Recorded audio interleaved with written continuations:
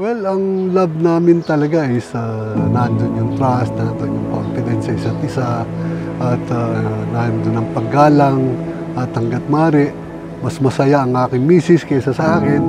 Pag masaya misis, masaya pamilya, at of course, pagka masaya pamilya, buong lahat, pati mga anak ko masaya. So, palagi kong first priority ang misis ko. Yung sing-sing namin, nung unang kasal namin, hanggang ngayon, hindi namin hinuhubad at palagi kong suot ang sing-sing nung aming pagkakasal. Ngayon lang hinubad dahil gagamitin sa Golden Wedding Anniversary. Love without sacrifice, without respect, will not end to something that will become beautiful. God gave us all the graces, all this material and immaterial aspect of our lives. So this Golden Wedding Anniversary is my treasure.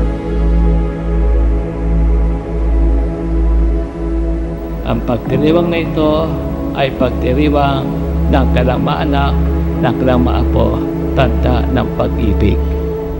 Totoo po na ang pag-ibig ang panauhing katangian ng isang pamilya. Ang pag-ibig ang siyang buibigay sa isang mag-anak. Ang lahat ng kasapi sa isang pamilya ay umiikot sa pag-ibig. At ang pag-ibig sa isa't isa ang dahilan at diwa ng pagkilos na makasapi sa isang pamilya.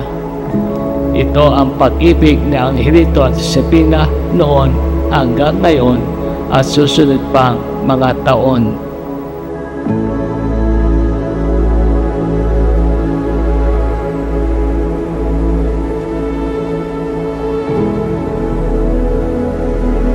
Nagsimula kasi kami sa wala.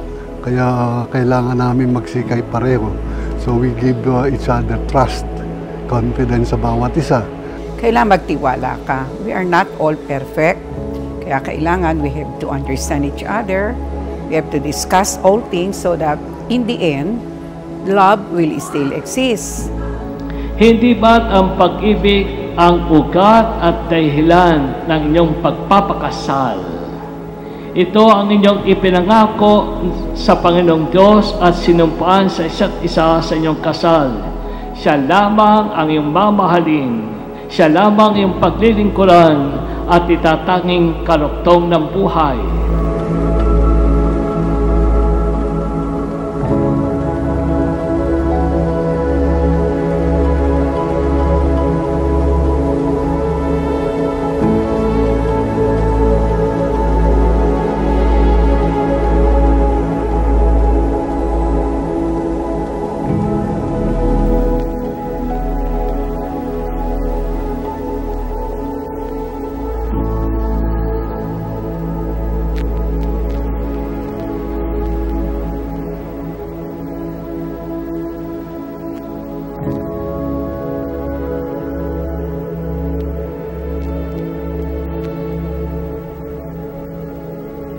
That is why, lahat ng mga anak namin, iniipon namin.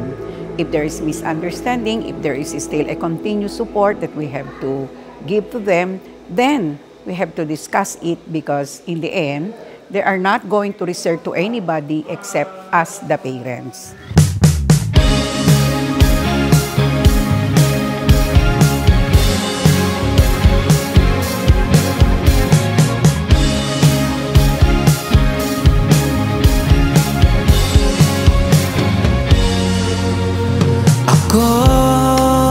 Kasi magkasama kami sa simbahan. Sa Kristan ako, siya naman nasa simbahan din. At kami palagi magkasama. Doon kami nagkita.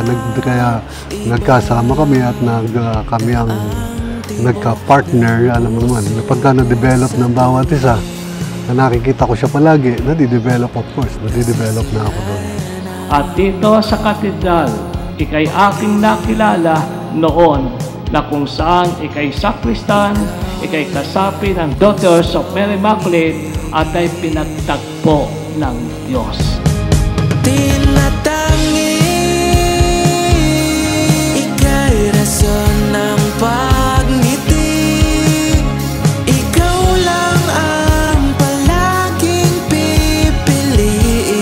Ito rin ang hamon sa atin ng ating Panginoong Hesus sinabi niya sa atin, ito ang kautusan ko, magmahalan kayo kung paano ko kayo minahal. Pina, sa harap ng Diyos at ng kanyang sambayanan, sinasariwa ko ang aking pasya. Noong tinitipan kitang maging aking may bahay, sa hirap at ginhawa, sa dusa at ligaya, ikaw lamang ang aking iibigin at itatanging karugtong ng buhay, ngayon at kailanman. Sa'yo lang may patutunguhan. Maaari bang ako iyong piliin? Dito sa harap ng Diyos at ng kanyang sambayanan, sinasariwa ko ang aking pasya nung tinitipang kitang maging aking asawa. Sa hirap at ginhawa, sa dusa at ligaya, ikaw lamang ang aking iibigin at itatanging karuktong ng buhay ngayon at kailanman.